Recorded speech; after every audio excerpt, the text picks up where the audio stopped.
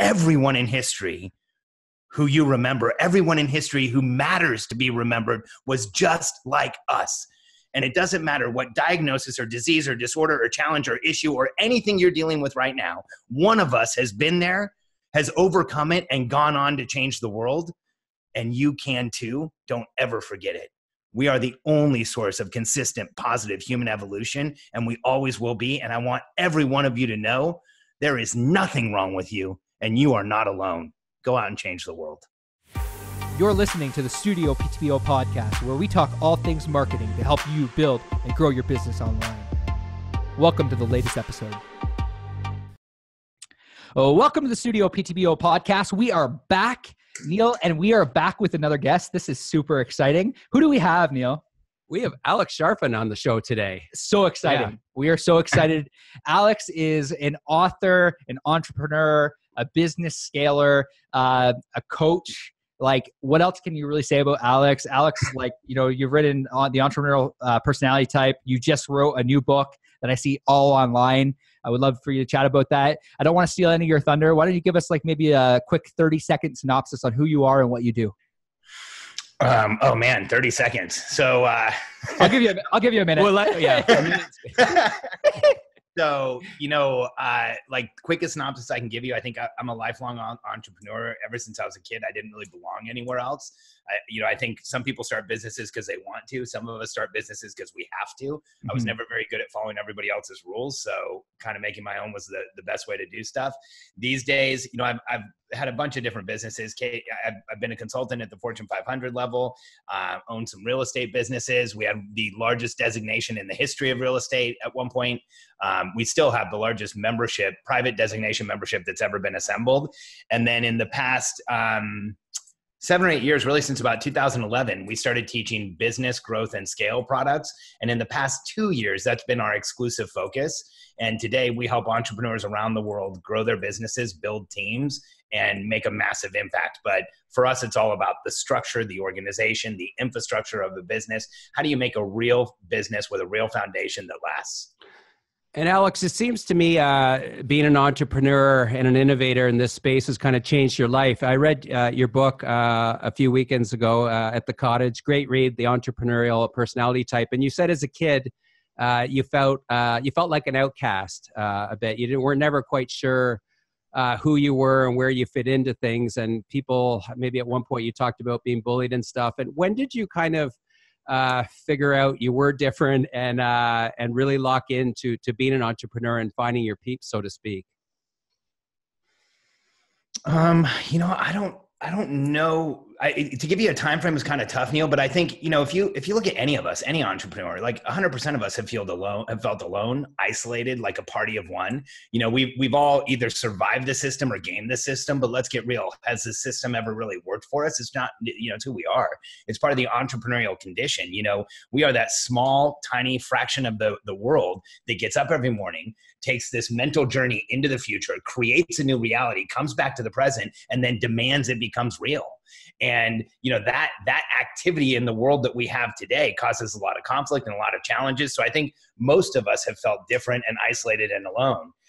When it comes to when did I hit my entrepreneurial peak, man, I don't know. Like, you didn't have like one sort of seminal moment where you're like, man, I think I found my zone. So it happened more organically. No, you know what, Neil? There was. I mean, I've done a lot of different stuff, but a few years ago, I was writing a book called Constructive Company that still hasn't been written. We've released the product, we've modified it, but we've never written that book. I was writing the book proposal from my agent, and I got to the point in the book proposal where I had to describe my client, and it was describe entrepreneurs. And I had 250 or 300 words. And dude, I tried to write that 300-word description 20 times in a weekend, and everything felt insignificant. And I got up and I went out and I talked to Katie about it. I remember getting water and like thinking like, how am I so blocked? I can't write 300 words. I came back to my desk and I'm like, okay, screw it. I'm just going to write whatever comes to mind and we'll edit it later. We'll get it down to 300 words. I started typing and, dude, it was cathartic. It was the craziest day of my life. I started typing. I typed 22,000 words in a weekend. A normal book's about 40,000 words. So I was well over half of a book in a weekend. And when it started coming out, it just didn't stop. And I remember like like everything came together at once. You know, I started writing about entrepreneurs and I realized, you know, we are different than the rest of the world. We are fundamentally different. And I don't know how much of this was channeled through me and how much of it is stuff that I assembled from the past and how much of it was a gift. But the fact is, you know, when I was writing that book, I came to this clear realization that, you know, entrepreneurs are different from everyone else because we are evolutionary hunters. When you look at the human race and you go back throughout history, what is it that makes us different? We are the people that get up every day. We expose ourselves to the vulnerability, the pain, the exposure of trying to make something different. We have this restless agitation. I'll ask you guys the question. Can either of you turn it off? No. We talk about it very hard. It's super hard to turn it off. And not only that, like I find within, especially the environment we're in, the hustle culture, like, you know, it's like kind of like some people are like, yeah, you know, hustle. And the other people are like, no, take some, you know, balance. And I find it difficult. And I talk to Neil about this all the time. I find it difficult to just shut it off and just to, you know, just to kind of take a breath, and I'm learning. Our minds are always racing. We call each other squirrels, and we're always like, we don't like slow days. I'm not good at it. But you know what? So then fuck it. Why would you even want to turn it off? Yeah. Because when you look at who we are and how we've been programmed throughout millennia, we're this tiny little part of the population that is programmed to never stop. Why? Because the human tribe needed to be kept alive. And when you look at what purpose did we serve throughout history, we got up every day, got together in our small tribe within a tribe, went out and went on the hunt. We killed things on a daily basis so the rest of the tribe could stay alive. And when you look at how we even communicate today, it's hilarious. You ask an average 30-year-old woman, hey, how was your daughter's birthday party? She'll say, it was delightful. You ask the average entrepreneur, hey, how was your 30-year-old woman entrepreneur? How was your daughter's birthday party? We killed it. So like we are hunters to our core. It's in our language. It's in our feelings. It's how we approach the world. And so that weekend of writing the entrepreneurial personality type clarified so much for me because I wanted to be able to make the argument for who we are that explained how we behave. And when you look at how we're driven as human beings, we are driven by the need for momentum. We need momentum and forward progress like the rest of the world needs oxygen. And when you look at people like us, oftentimes we make decisions that are not congruent with the rest of the world. We break the law. We do things that get us in trouble. We look for momentum in any way. But if you look at any entrepreneur and you ask the question, did they do this for momentum throughout their entire lives? It's always a move towards more progress, towards more forward motion, towards less constraint in the moment. Let me ask you this in your life though, Alex, how do you rationalize to the people around you who aren't like that are very special to you, whether it's family, friends? How do you work that into your life where they're exhausted sometimes being around people like us? You know what I mean? You know what I mean? Minimize my exposure to the people who I don't want to be around. Okay. I'm not like, you know, Neil, I think there's a lot of us who say like, okay, well, how do I tamp that down so that I can be, you know, I can feel normal around people who don't think like me? I look at it the opposite way. If it's not giving you momentum, it's taking it away. This is binary. We only have one life. And if you're exposing yourself to people or places or things that are causing you constraint and taking away momentum, that damages people like us. So I don't accept it. So when there's people in my life who don't accept me for who I am, when they don't understand who I am, if I can't get there with an explanation, and if they don't accept it, honestly, man, I just avoid them. And it might be the wrong way to look at things, but here's how I look at it. Every single day, I'm in a battle for forward progress and momentum. And it's not just a battle for money or a battle for business. It's a battle for survival. Both of you know that in the days where you don't feel progress, where you don't feel like you're moving forward, it feels like you're dying. And so I will not expose myself to the people who take away my momentum, who take away my energy. We have a saying on the back of our t-shirts, you keep your feelings away from my momentum and nobody gets hurt. And I'm not kidding. I love it. No, it's a good perspective, man. And I do appreciate that. And one of my favorite passages in your book, and I'll just quickly read it here, is the hunter is a momentum-based being seeking and thriving in the sensation of moving forward and believing the impossible is possible. As the masses desperately cling to the status quo, hunters press on in the search of innovation and contribution. And the same way our species seeks oxygen after being held underwater. That was one of my favorite passages from your book. And I felt, good, isn't it? It is so good that, and you wrote, and there's a whole, the next graph's even better, but it really helps me understand why we are the way we are. And it's okay. It's okay to be that way. So anyway, I highly recommend this book. Yeah. To anyone. Yeah, and I like the entrepreneurial personality type. You had never heard of that. Had that ever been used before? Or was that your sort of, yeah. Yeah. I mean, Neil, the way I look at it is it's a discovery the same way we discovered atoms and the same way we discovered, the nervous system, whatever, gravity. When you look at this condition, it is so real. Here's what's interesting. I wrote the Entrepreneurial Personality Type years ago. And when I first wrote it, I felt like it was a hypothesis of a theory. And the first person that I shared it with was actually the person who helped me write the book. In fact, helped me clarify the passage you just read. His name's Dennis Welch. And we went out to lunch and I started sharing him with him. I said, and I just shared a little bit. I said, Dennis, something came really clear to me this week. We're different than the rest of the world. Entrepreneurs are momentum-based beings. We need this forward progress. I think we are actually meant to be in momentum on this planet because when we're in it, we feel alive. And when we're not, we feel death. And for people like us, if we're not feeling progress, we literally break down. And as I was talking to him and explaining to him, I looked up at lunch and he was crying. Huh. And I remember I said, Dennis, what's going on? And he's like, Alex, you just described me in a way nobody ever has before. Like, give me a minute. I need to catch up. He's like, what you just said is so deep and so profound. Like, I'm trying to connect the dots in my head with me, my kids, my wife. Like, holy shit, where did you come up with this? And it was, that time of being obsessed around what creates success. I've read about successful people my entire career. And when you boil down the stories of thousands of successful people, the patterns among us are clear. We are more the same than we are different. Mm-hmm. It's super interesting. You make a statement quite often. I've heard this, like you say this often, like around entrepreneurs looking to grow and scale. You say growth creates deficit, simplicity scales. Maybe take me a little bit into what that means and what that looks like if you're a business owner looking to grow your business, looking to scale your business.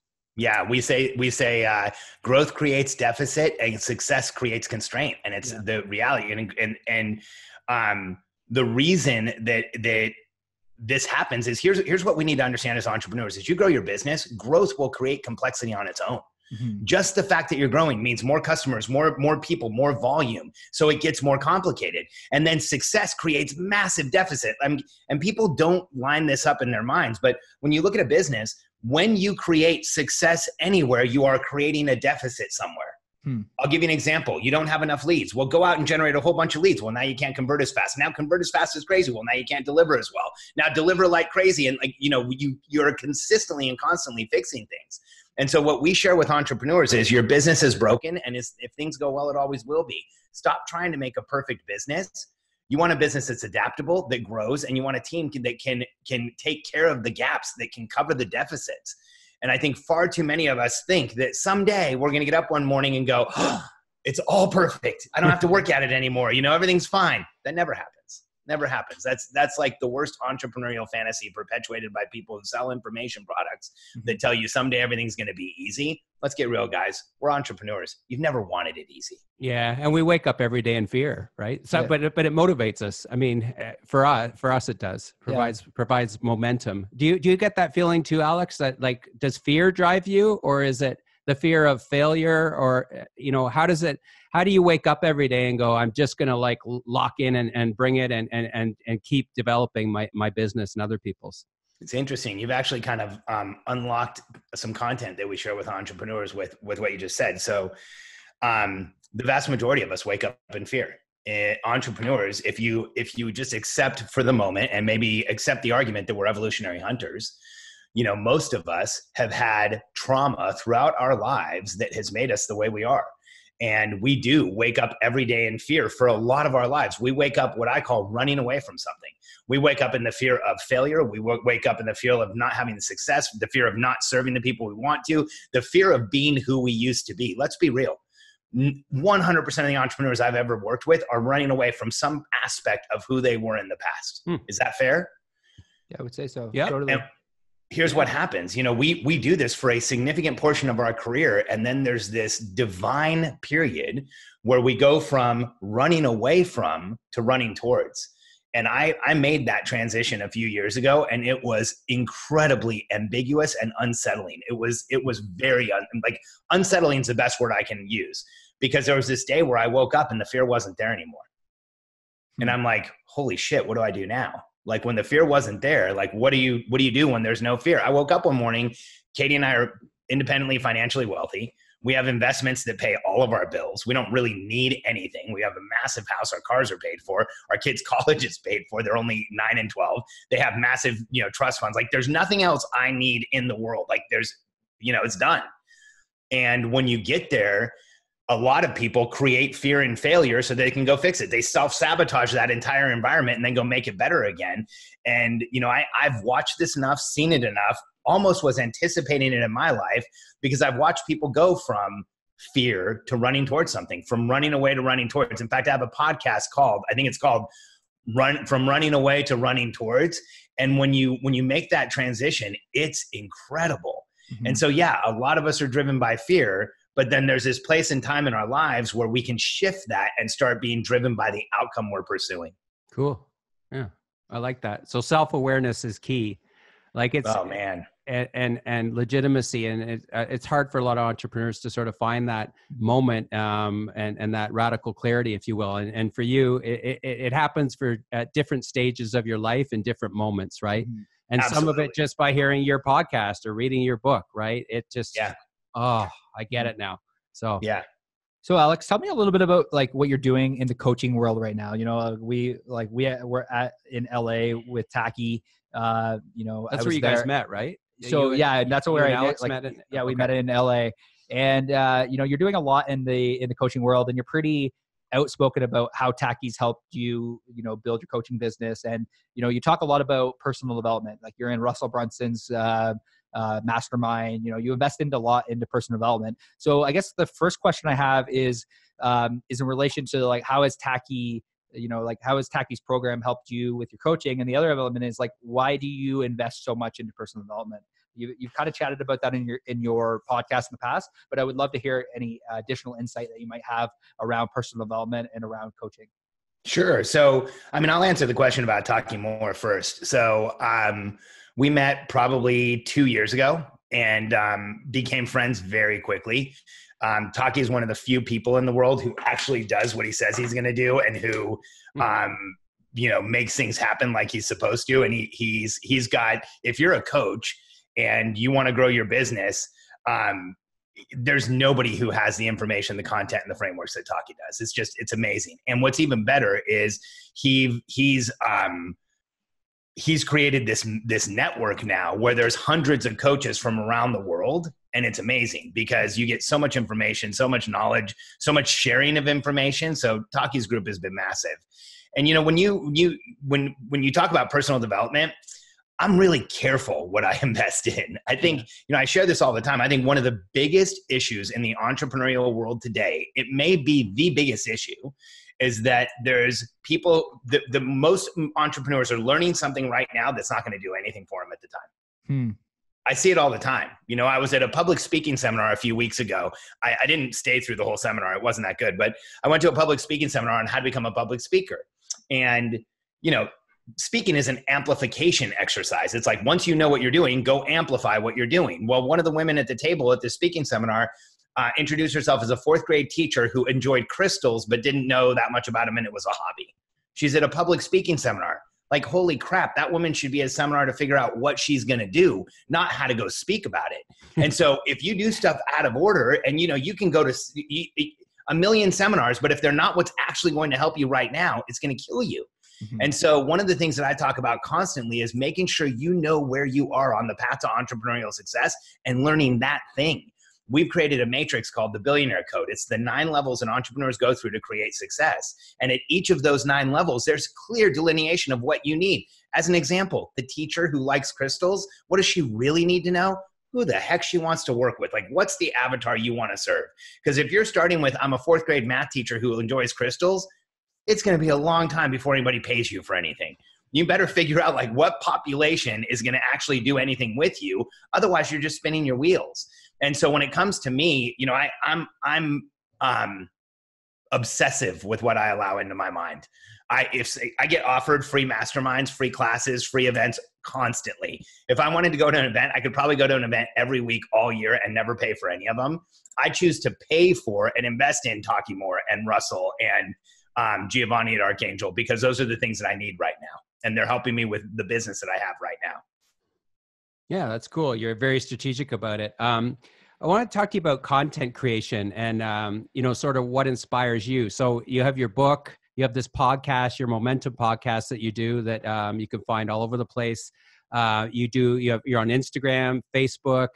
Have you learned to sort of embrace and love all of these different forms of content delivery in order to reach different audiences and different demographics and different ways that people now consume content in this modern era? Or do you have a favorite, or do you love them all in different ways, Alex? Well, my least favorite's LinkedIn. I love all the rest of them. Okay. Why don't you like LinkedIn? I'm curious. Well, because LinkedIn, there's this pattern. People request to be like connected to you on LinkedIn. Yeah. You approve the request, then you get an email about what they want to sell you. And it's always clunky. And like the LinkedIn inbox is like the most horrible, terrible, depressing spam I've ever seen. So LinkedIn is challenging for me, but we use it. But when it comes to social media, I would say, initially I really embraced Facebook and then Instagram, and then we do some on the other channels. But what we've seen is at our size of business right now, there's people who only use YouTube. There's people who only use Facebook. There's people who are really into Instagram. So we put stuff everywhere so that we can, attract those people. But I think that each platform kind of has a different benefit. Like as an example, Instagram stories allow people to get up close and personal, kind of live your life with you. It's more than once we've had somebody call our office and say, hey, I'm ready to join your coaching program. By the way, they don't even know what it is or how much it costs, but they'll say, I'm ready to join your coaching program. I've been following Alex on Instagram for 3 months and he's real. Mm-hmm. And so that there's a benefit to each platform. Facebook's incredible for engagement. Mm-hmm. You can get a lot of exchange of information. The ads on Facebook targeting people, it's like having a laser gun, like a laser-sighted gun to target prospects. Is really good, totally.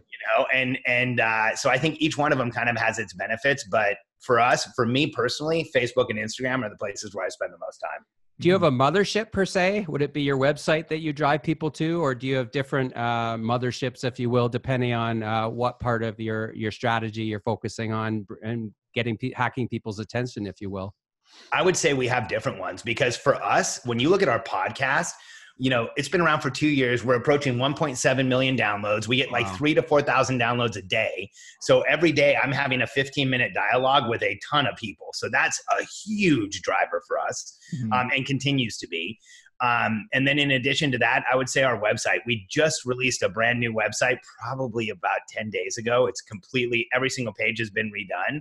And so we're creating the website kind of as a central source of information as well.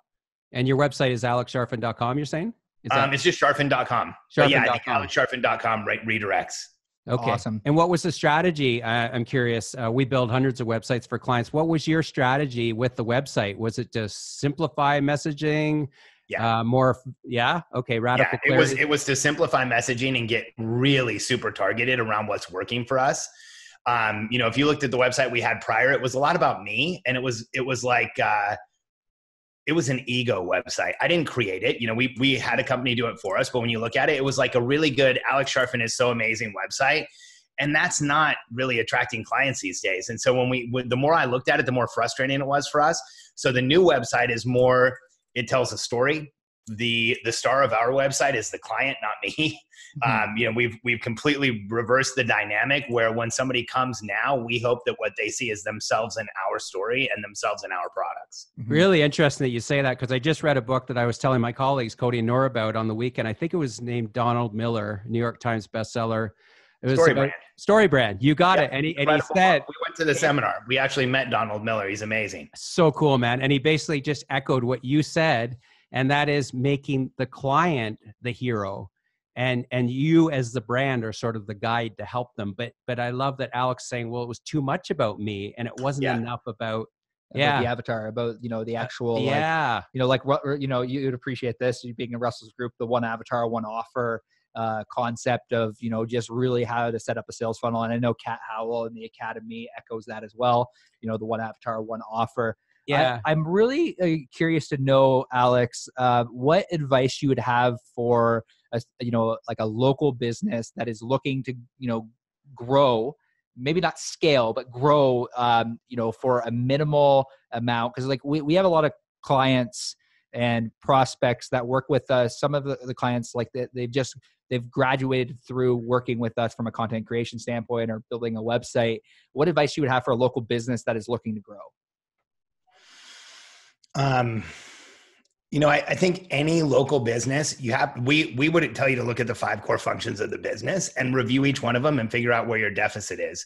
Because it's the same for any business we work with. Look at lead generation, lead nurture. Most local businesses do nothing in lead nurture. It's a huge opportunity. Conversion, then delivery, and then a big one is retention, resell, and upsell. So when we work with businesses that are primarily brick and mortar and working with a local population, we look at them, we ask, how many leads are you getting? Are you measuring those leads? What's the nurture process? Do you have a process? Are you looking at how good it is? I'll have people say something like, well, we're a restaurant, there's no nurture. Then we have to explain to them, there's no nurture with everybody else, but you're now going to install nurture, collect an email address from everybody, stay in touch with people. The same things that you do for any business are the things you should do in a local business, but too many people don't. They rely on foot traffic and proximity and location, and that's a huge mistake. And then the other thing I would say for local businesses is be polarizing. Don't be the garage down the street that everybody has a garage down the street. Be the garage down the street that says, hey, you know what? We're the only garage in town that has a service guarantee, or we're the only garage in town where we will walk you through the process. Or if you find a cheaper price somewhere else, we'll give you your money back. Like, what is the thing that you're going to do to make yourself stand out in that really crowded local market? Like, would you call that a call to action, or how would you define? I would call it like a differentiator. Like, what are you doing different than anybody else? Cool. So don't be generic and don't be too politically correct or too boring, if you will. Yeah. But tell the truth, but make it fascinating, as David Ogilvy would say. Yeah, for sure. About who you are. For sure. Like, I think about like places here in Austin, and there's a lot of local businesses that do exceptionally well here in Austin, but they're different and they call themselves out as being different. So there's a restaurant here that Taki and my family just went to yesterday. It's called Picnic. Everything in the place is gluten-free. It's all really high quality, food. So they call that out like crazy, and they make sure that this is a different type of place to eat. So every local business has a unique selling proposition. About 99% of them are never communicated. Yeah. And 2 words changed the fortune of Apple, right? Think Different campaign. That was really something that put them on the map in a different way. No doubt. That was one of the best campaigns ever. Yeah. Alex, what do you make of the whole entrepreneurial culture right now that obviously has become not sensationalized? Well, no, it has. Sensationalized a bit, but also glamorized. It's sexy now to be an entrepreneur. Rock stars like Gary Vaynerchuk, Russell Brunson, Ty Lopez. Yeah. What do you make of this movement we're in right now? Are you excited about it, or do you worry about too many people wanting to be entrepreneurs who don't really have the mindset that people like us do? Or give me your lens on this sort of era we're in right now in regards to that. Man, I think we're entering the age of entrepreneurial enlightenment, and I think it's incredible. I think that for far too long in this world, the memorizers, the organizers, the other people in the world have been able to make all the rules, and they've been trying to legislate and red tape and, put us out of business for a long time. And I think when you look at it now, finally, the entrepreneurs are finally taking over. And when you look at it, the fact that more and more people want to get into our world, I think any entrepreneur who sees that as a negative is living in a complete state of lack and does not understand abundance. Because let's get real, we all go forward faster together. And if you think some other guy becoming an entrepreneur is going to slow you down, then you have a problem with who you think you are. Because the fact is, the more people who want to contribute, the more people who want to change the world, the more people who want to work together to make something happen in the world, dude, I'm all for it. And anyone who sees this recent entrepreneurial culture as sensationalizing being an entrepreneur and sees that as a negative, well, screw you. Entrepreneurs are the only source of consistent, positive human evolution. We need as many as we can get. The world's in a very jacked up place right now. And the best thing would be for a whole bunch of us to move in and take over. And so I think that finally, entrepreneurs are getting the credit that we deserve. And finally, the people who think maybe or possibly or should I are taking the plunge because it's finally acceptable to do it. And, there's parts of the world where saying I'm an entrepreneur is like a joke. In England, in Europe, when you say I'm an entrepreneur, everybody just assumes you're unemployed. Let's get real. Entrepreneurs make the world happen. Everything around us was created by one of us. So when our tribe begins to expand, I feel nothing but joy and excitement. It's a great answer. Now, why do you think this is happening now? Is it because of technology? Is it because of social media? Is it sort of become the great equalizer, if you will, that you can sort of go up against these big traditional legacy brands that have been around forever, that it's easier than ever? Why in this moment in time do you think this is happening? You know, I think there's a lot of things that are going on. I think a lot of what you just said makes it very real. I think it's easier. You know, tools like Russell created, ClickFunnels, makes it like you can be in business. If you start at 9 a.m., you can be in business by 10:30. Let's get real. Mm-hmm. You could sell something by 12 if you really work your butt off. Right. And so when you look at how much easier it's gotten and how much more awareness there is, I think that that has a lot to do with it. But I also think that we're entering a time where there's just human enlightenment, you know, and any time that there's massive enlightenment with human beings, there's also a dark side. And I think we see both of those. Yeah. We see a lot of people that are going further and further into the dark, further to constraint, further to racism, bigotry, opinions about other people. And at the same time, there's this massive group of people that are saying, we can do better, we can do more, we can make this world a better place, we can improve conditions for all of us. And that's us. That's the people who have always been like us. And I think what's happened is, you know, maybe the housewife who thought she could be an entrepreneur, or maybe the guy who's working in a job right now and thought there was something more for them there. Maybe 50 years ago, they don't do anything about it. But today, maybe they step forward and they say, hey, I'm going to make a difference here. They go out and build a team, build an organization, build an empire, and change the world.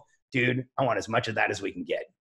I love I think the over encompassing concept behind that has a lot to do with mindset. It has to do with like where your mind's at. And I think the entrepreneurs, like you mentioned a lot, you know, like our evolutionary hunters, and just the way that we, you know, changing almost the way that you think, or internally just thinking differently. Like even like within we're in Kat Howell's academy and in her mastermind, and that's, you know, where they essentially start as an agency is with the mastermind. Within the mastermind, they start and they focus really on the mindset.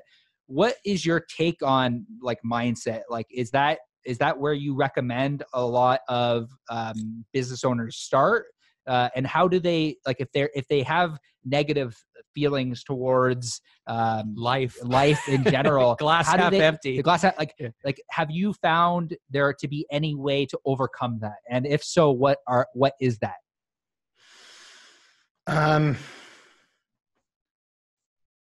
You know, I think it's really, for me, it's difficult to work with anybody who doesn't have an abundance mindset. Mm-hmm. And I have a tremendous amount of respect for the people out there who work with people on mindset. I just don't want to do it. I want people to come to me already like knowing that they're going to be okay in the world and wanting to move forward. But when it comes to helping people even evolve in our programs, here's how I see it. Entrepreneurs need 3 things to be a momentum. We want to make this all obscure and ambiguous and make it kind of complicated. And you know, that serves people who sell mindset training, but it doesn't serve the average entrepreneur. If you look at what we need to change our lives, be in momentum, grow exponentially, it's number 1, we need a clear outcome. We need to understand what we're pointing at, why we're pointing at it, and we can check a box when it's done. If you look back through any period of momentum in your life, that condition was there. You knew where you were going. The second thing we need is we need to understand what we're doing and what the people around us are doing. You can call that accountability or you can call it mutual contribution. But either way, we have to understand our role and the role of the people around us. And if we're clear on that, then we will create momentum. And the last thing is we need a scoreboard. So for people like us, you want to improve your mindset, get really hyper clear on your outcome, understand what your role is, put up a scoreboard, and you will see everything change. And when you know, we've done this with thousands of entrepreneurs in seminars, we have them actually write down 3 periods of momentum in their life. And then we back them into it. We say, okay, what were you aiming at? Who were you working with? Who was contributing to you? What were your responsibilities? And then what was the scoreboard? How did you get perspective? They write it all out. And at the end, they look and it is clear, black and white. Every period of momentum had those 3 things. Reverse engineer it. Get those 3 things in your life and you're unstoppable. Yeah, I love it. And resilience, I think you need as an entrepreneur. Yeah, an incredibly positive mindset and resilience. And I did like what you said about Alex, not converting people, not trying to convert them. You'd rather just work with people already in your tribe, and that's very healthy perspective. You know, Cody, you and I have struggled with that with clients because we work with a lot of clients that are sort of transitioning, Alex, from this traditional media era of print, radio, and TV to social media, and some of them we found too much time trying to convert them when really it's easier just to go to the ones that are on board already. 100%. And that's kind of been really a game changer for it, hasn't it? Just focusing on the people just who are focusing on the people that are already ready. there. One avatar, one offer, like Russell says. Alex, I thank you for the opportunity to sit down and chat about entrepreneurship and just like coaching, and I'm a huge fan of everything that you're doing, and watching from abroad everything you're doing to help businesses grow and scale. We're just super thankful that you have the opportunity to chat with you today. Can you, before we leave, can you plug your new book that's out now? So I've been seeing that all over Facebook. I haven't read it yet. I will. I promise you I'll read it. So basically, the premise is 5 reasons company should be scaling, but they're not, right? So yes. that's it's the 5 reasons why companies that should scale don't. So, and we actually have 2 new books. So you can check that one out on Facebook, or the Billionaire Code Decoded. They're just ebooks. We haven't published them yet, but here's what that 5 reasons is. We have worked now with hundreds of companies up close and personal, thousands of companies one step removed. And what we've seen is there is consistency. There are 5 conditions in a business that if any one of the 5 isn't met, it will stop a company from scaling. And so what we did was we wrote the ebook on reverse engineer. Again, if you have these 5 things in your business, it's going to go forward like crazy.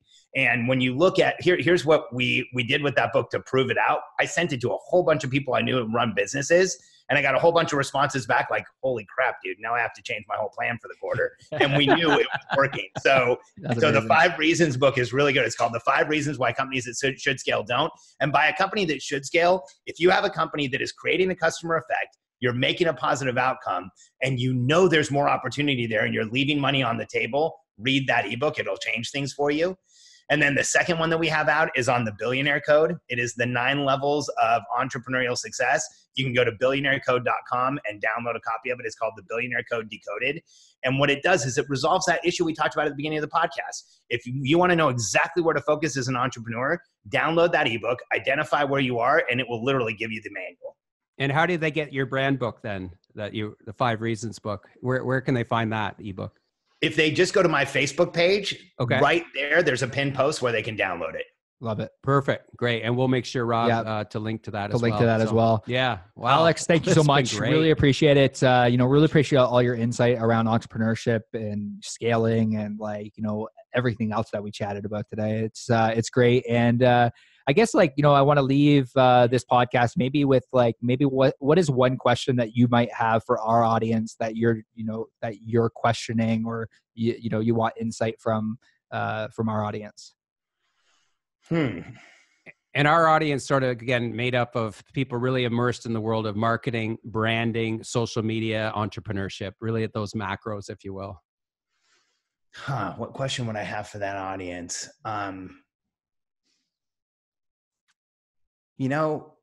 Cody, I think the question is when are you going to step into who you really are? Because here's what I want everyone in that audience to understand.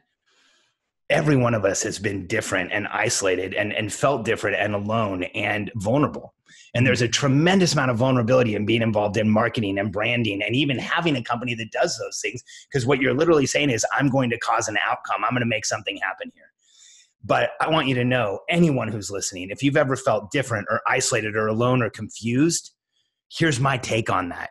I want you to think back through the history of everything you've ever read, everything you've ever absorbed, everything you've ever learned. Who are the people that matter the most to you? And if you're like me, you know exactly what I'm talking about. For me, it was people like Einstein and Edison and Pythagoras and Socrates and the people who were different throughout history. I would always think about them, and I knew there was something there that related me to them. And if you're like me and you felt those feelings and you felt alone, I want you to know something. Everyone in history who you remember, everyone in history who matters to be remembered was just like us. And it doesn't matter what diagnosis or disease or disorder or challenge or issue or anything you're dealing with right now. One of us has been there, has overcome it, and gone on to change the world. And you can too. Don't ever forget it. We are the only source of consistent, positive human evolution, and we always will be. And I want every one of you to know there is nothing wrong with you, and you are not alone. Go out and change the world. Fucking A. Yeah, Love it. that was that was fucking great. Yeah. Seriously, thank you so much. And to everyone that's listening to the podcast right now, thank you so much for tuning into the Studio PTBO podcast. We recently just started a Studio PTBO digital marketing hacks for real estate professionals. So if you're a real estate professional that's looking to automate your marketing, looking to attract more leads, we would love to see you in that group. It's going to be in the link below. Alex, once again, thank you so much. We really appreciate your time, and we'll chat with you soon. Sounds great. Great being here, guys. Awesome. Thanks, Alex.